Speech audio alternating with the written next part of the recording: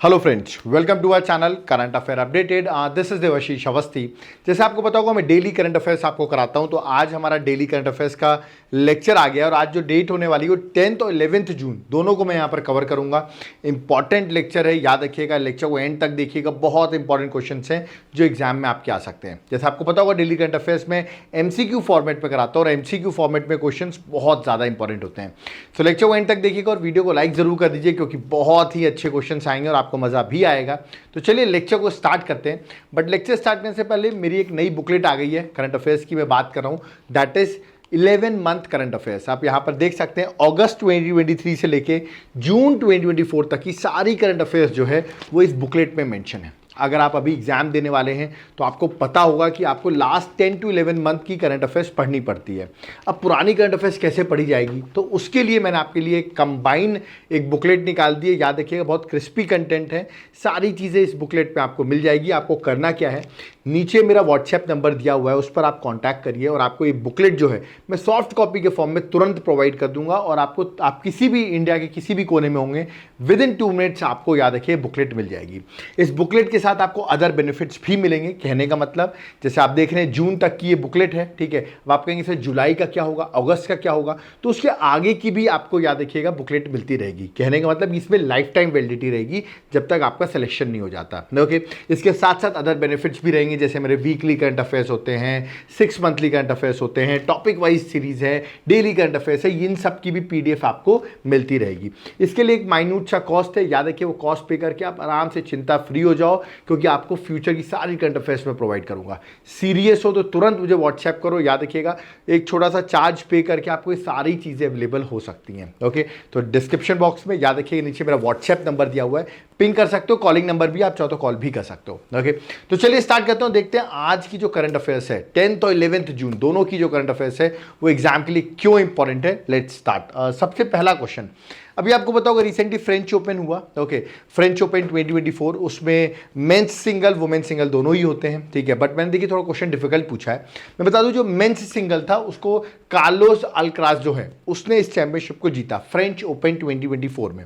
Okay, Spain का ये player है। ओके, और फर्स्ट टाइम इसने फ्रेंच ओपन का टाइटल जीता हुआ है, ठीक है। अब क्वेश्चन देखिए, लेकिन मैंने क्या फ्रेम किया है, who did Carlos Alcaraz defeat to win his first French Open title. मैंने बोला इसको इसने डिफीट किसको किया है फ्रेंच ओपन टाइटल 2024 जीतने के लिए। मैं देखिए, मैंने थोड़ा सा टिपिकल क्वेश्चन आपसे पूछ लिया है, किसको डिफीट किया है। और शायद आप कंफ्यूज हो सकते हो कि आपने ये तो याद कर लिया कि जीता है, बट किसको हराया है।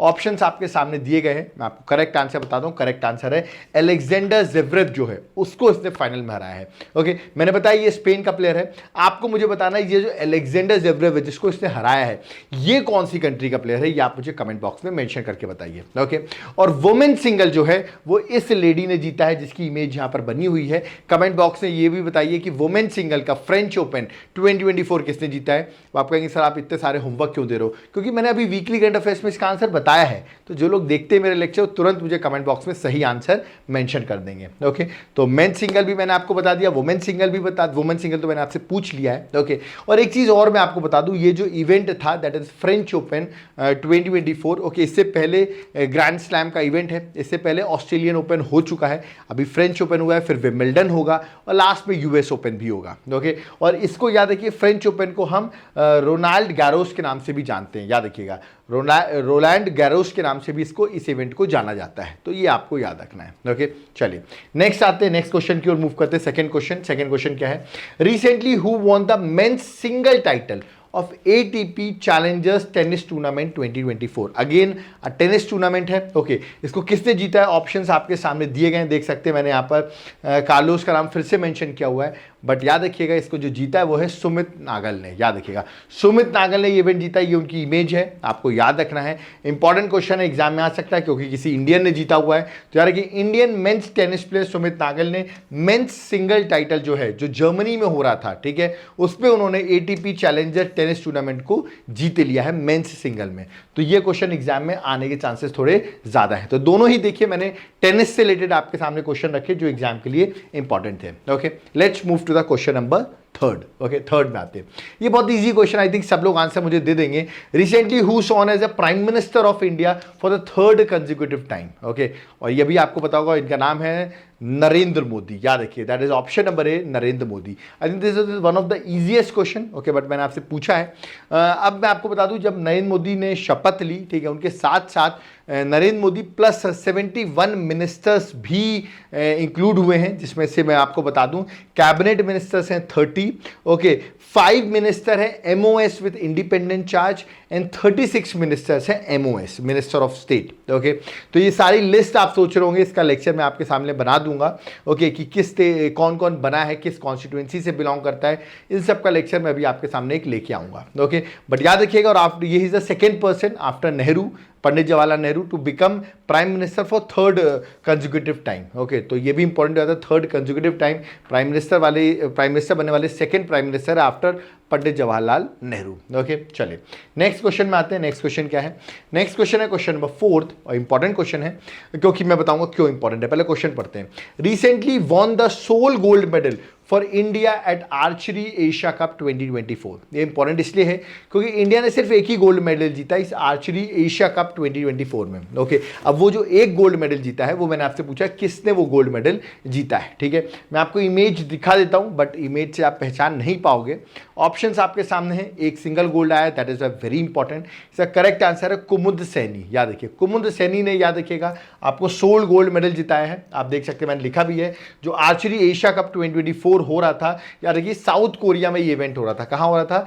साउथ कोरिया में। इंडिया ने टोटल तो 5 मेडल जीते हैं इसमें, जिनमें से 2 सिल्वर थे, 2 ब्रॉन्ज थे, और गोल्ड एक ही था, याद रखिएगा। 1 गोल्ड 2 सिल्वर 2 ब्रॉन्ज, तो 1 गोल्ड जो ज्यादा है वो उसके चांसेस ज्यादा है आने के, इसलिए कुमुद सैनी आपको याद रखना है, ये एग्जाम में आपसे पूछ सकते हैं, ओके। चलिए आगे बढ़ते हैं, नेक्स्ट क्वेश्चन की ओर मूव करते हैं। नेक्स्ट क्वेश्चन क्या है? Next question number 5, recently RBI keeps repo rate. मैं बताऊं, रेपो रेट ना बहुत टाइम से एक ही रेट चल रहा है रेपो रेट का, ओके। देखिए क्वेश्चन भी यही है, unchanged for the 8th consecutive time. मैंने बताया ना, ये कंटिन्यूस वही चल रहा है, इसलिए मैंने आज क्वेश्चन फ्रेम ही कर दिया कि 8 कंसेक्यूटिव टाइम से क्या परसेंटेज रेपो रेट रखा जा रहा है, जो अभी तक वही चल रहा है। बार बार हम देख रहे हैं रेपो रेट आरबीआई चेंज नहीं कर रहा है।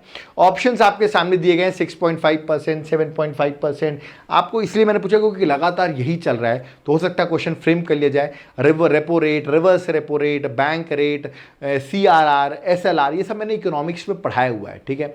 आप चाहें तो मेरे एप्लीकेशन को डाउनलोड करके इकोनॉमिक्स की क्लासेस देख सकते हैं, ओके। इसका करेक्ट आंसर है 6.5%। तो रेपो रेट जो अनचेंज है वो है 6.5%, ओके। तो ये आपको याद रखना है। और जो एमपीसी की मीटिंग हुई थी उसमें वोटिंग में डिसाइड किया, 4-2 के रेशियो से डिसाइड हो गया कि जो रेपो रेट है वो 6.5% ही रहेगा। तो 8th consecutive time repo rate is 6.5%, okay. चलिए नेक्स्ट क्वेश्चन आते हैं। नेक्स्ट क्वेश्चन बड़ा इंपॉर्टेंट क्वेश्चन है। यहाँ पे एजीटी जॉन सिंह की मैं बात कर रहा हूं। अब आप कहेंगे फुल फॉर्म क्या है? Recently Aziz Jawahar Thomas John Singh, ठीक है, जिनको शॉर्ट फॉर्म में एजीटी जॉन सिंह भी कहते हैं, उनकी अभी डेथ हो गई at the age of 78 years. तो मैंने पूछा है ये किस फील्ड से रिलेटेड थे? ये उनकी इमेज है, इमेज देख के ही समझ में आ रहा होगा किस फील्ड से रिलेटेड होंगे ये। ऑप्शंस आपके सामने दिए गए हैं, एक्टर सिंगर तो नहीं लग रहा है इमेज देख के। इमेज देखकर आपको लग रहा हो वाइल्ड लाइफ कंजर्वेशन और बायोलॉजिस्ट आपको दिख रहे होंगे, बिल्कुल करेक्ट आंसर भी यही है। Correct answer that is option number A, he was a wild life conservation and biologist ये थे, ओके। एट द 78 ईयर्स में इनकी डेथ हो जाती है, तो इसलिए ये ऑबिटरीज में याद रखिएगा, एक इंपॉर्टेंट क्वेश्चन बन सकता है। चलिए नेक्स्ट क्वेश्चन में आते हैं, that is question number 7। Recently who was conferred with EY entrepreneur of the year award 2024, okay. Not this become difficult कि अवार्ड किसको मिला है, बट ऑप्शन देखिए, ऑप्शन बड़े इजी से हैं। ये तो आपको आलोक शुक्ला, पूर्णिमा बर्मन, ये सब तो आप कट कर सकते हो क्योंकि आपने देखा होगा ये एनवायरनमेंट से रिलेटेड है। बट किसको मिला है, ये उनकी इमेज है। इमेज से नहीं पहचान पा रहे हो तो कोई बात नहीं, डायरेक्ट याद कर लेना। याद रखिएगा विलियन सुबिया जो हैं, याद रखिएगा विलियन सुबिया जो हैं, उनको ये अवार्ड मिला है, that is EY entrepreneur of the year award 2024, okay. आपको मुझे बताना है ये चेयरमैन है, किस कंपनी के चेयरमैन है, मैं आपको बता रहा हूँ, इन्वेस्टमेंट कंपनी है, फाइनेंस कंपनी इसके चेयरमैन है। आपको मुझे बताना है सर्च करके कि किस कंपनी के चेयरमैन है या वाइस चेयरमैन है, ये आप मुझे कमेंट बॉक्स में मेंशन करके बताएंगे। मैंने आपको हिंट ज़रूर दे दी है कि ये क्या है, ठीक है। यहाँ पर उनकी डिटेल्स भी यहाँ पर मेंशन है, आप पढ़ सकते हैं, ठीक है ना। और 4th इंडियन है जिनको ये अवार्ड मिला है। इससे पहले अगर देखा है तो नारायण मूर्ति, ठीक है, उदय कोटक, ठीक है, और किरण मजूमदार शॉ, याद रखिएगा, इनको मिल चुका है। और अब ये 4th इंडियन बने जिनको ये अवार्ड मिला है, तो इंपॉर्टेंट हो जाता है कि 4th इंडियन है। ओके, और किस कंपनी से एसोसिएटेड है वो आप मुझे कमेंट बॉक्स में मेंशन करके बताएंगे। चलिए नेक्स्ट क्वेश्चन में आते हैं, question number 8, world ocean day 2024 हम कब सेलिब्रेट करते हैं? देखिए वर्ल्ड ओशन डे कब सेलिब्रेट करते हैं ये भी पता होना चाहिए, और इस बार की थीम क्या थी वर्ल्ड ओशन डे की ये भी आपको पता होना चाहिए।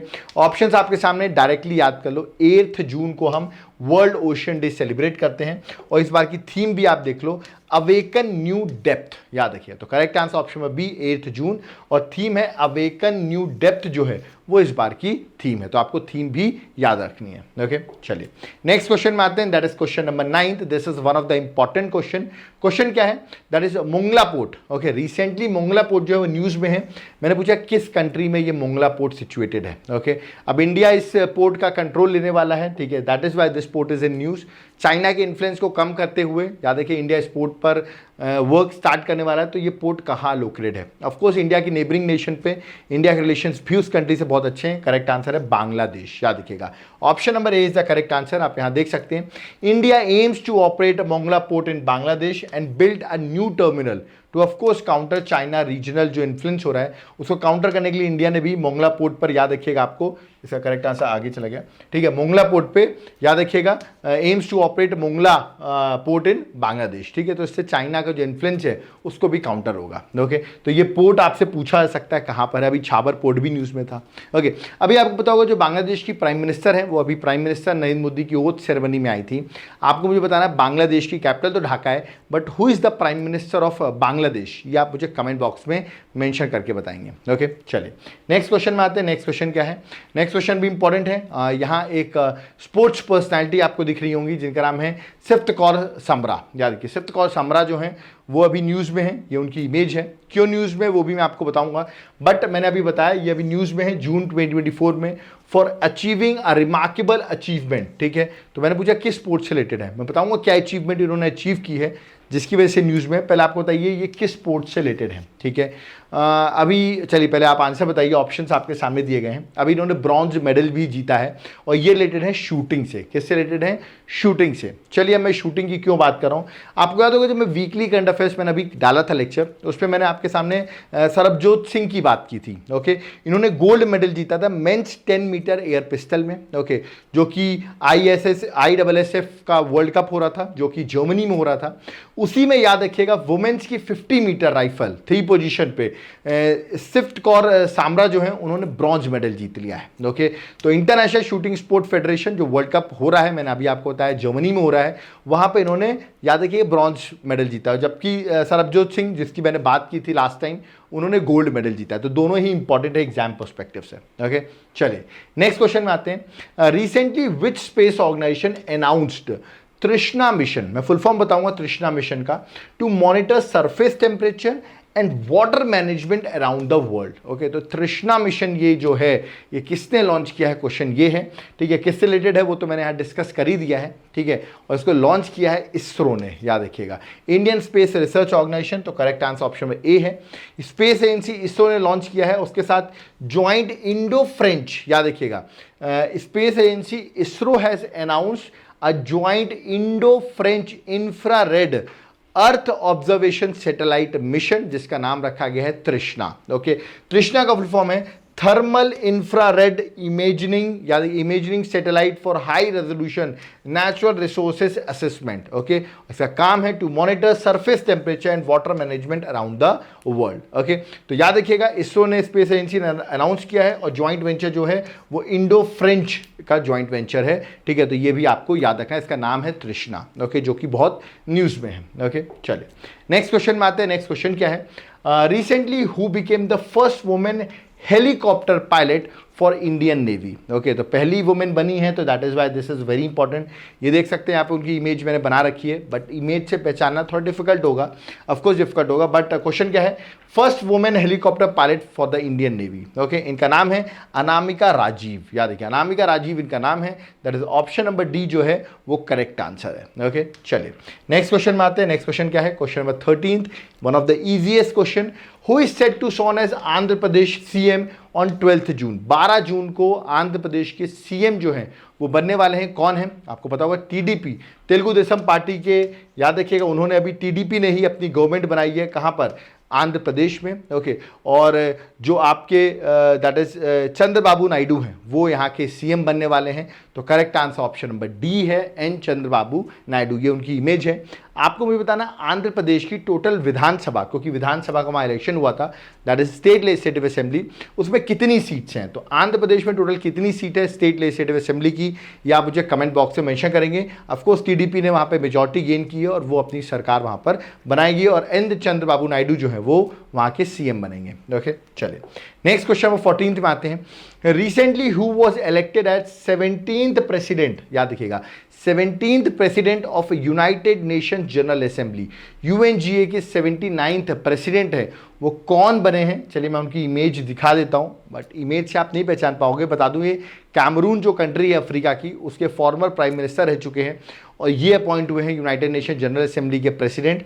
ऑप्शंस आपके सामने दिए गए हैं, वैसे करेक्ट आंसर मैं आपको बता रहा हूं, option number B, that is Philemon Yang जो है वो करेक्ट आंसर है। ठीक है, इनकी बात करूं तो मैंने अभी आपको बताया, he was announced as election of United Nation assembly has announced the election of former Cameroon prime minister, इनको as a president of 79 session. Okay, तो 79 session of UNGA, United nation general Assembly के president appoint हुए हैं। तो correct answer that is option number B. Okay, next question में आते हैं, that is question number 15th।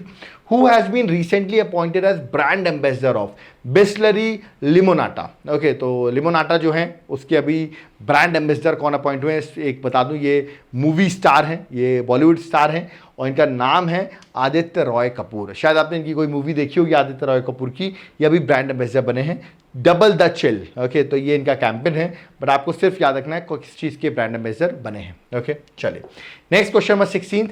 what was the overall voter turnout recorded in general election 2024? अभी general election 2024 complete हुआ, तो 7 फेजेस में इलेक्शंस हुए। ओवरऑल वोटर टर्नआउट कितना था, ये इंपॉर्टेंट है। ओके, ऑफ कोर्स ये आपसे क्वेश्चन पूछा गया, लास्ट टाइम से वोटर टर्नआउट थोड़ा कम रहा है। ओके, इस बार का वोटर टर्नआउट जो रहा है that is option number B, 65.79%। Okay, तो याद रखना 65.79% इस बार का वोटर टर्नआउट है, जो कि इंपॉर्टेंट है। आपको बताना किस स्टेट में, इंडिया के किस स्टेट में सबसे लोवेस्ट वोटर टर्नआउट था, ये आप मुझे कमेंट बॉक्स में मेंशन करिए। मैं आपको ऑप्शन दे रहा हूं, बिहार या उत्तर प्रदेश, सबसे लोवेस्ट वोटर टर्नआउट, ये आप मुझे कमेंट बॉक्स में मेंशन करके बताएंगे। ओके, चलिए नेक्स्ट क्वेश्चन में आते हैं, question number 17th। On which date World Brain Tumor Day 2024 is celebrated? Again very important। अब आपसे मैंने डे पूछा है, इसकी थीम भी इंपॉर्टेंट होगी, तो इसका करेक्ट आंसर है 8th जून। कब सेलिब्रेट करते हैं हम, 8th June, that is option number A is the correct answer. और थीम की अगर बात करूं तो थीम थी brain health and prevention is the theme. तो जस्ट रिमेंबर, इस बार की थीम भी आपको याद रखनी है। Okay, next question, question number 18th। Recently याद रखिएगा बुक रिलीज हुई है जिसका नाम है सोर्स कोड माई बिगिनिंग। याद रखिए, सोर्स कोड माई बिगिनिंग जो है बुक रिलीज हुई है। मैंने पूछा किसकी ये बुक है, सोर्स कोड माई बिगिनिंग, डायरेक्ट क्वेश्चन है। ओके, ऑप्शंस आपके सामने हैं, मैं बता देता हूँ। माइक्रोसॉफ्ट के फाउंडर हैं, इनका नाम है बिल गेट्स। तो किसकी बुक है, करेक्ट आंसर ऑप्शन में बी है, दैट इज बिल गेट्स की बुक है ये।